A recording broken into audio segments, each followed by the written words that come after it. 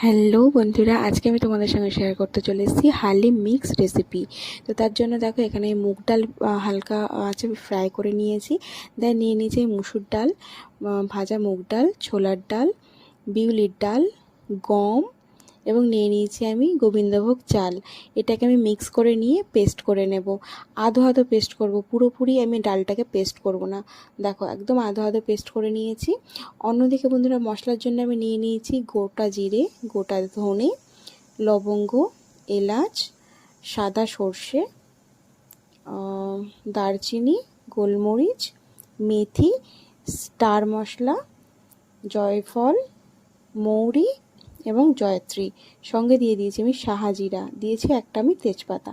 এটাকে আমি হালকা ফ্লেমে 5 মিনিট মতো ফ্রাই করব। করে আমি এর মধ্যে দিয়ে দিচ্ছি হলুদ, গুঁড়ো লঙ্কা এবং বিট নুন। এটাকে সুন্দর করে আমি পেস্ট করে নেব। ব্যাস একদম ডান হয়ে গেছে আমার মশলা।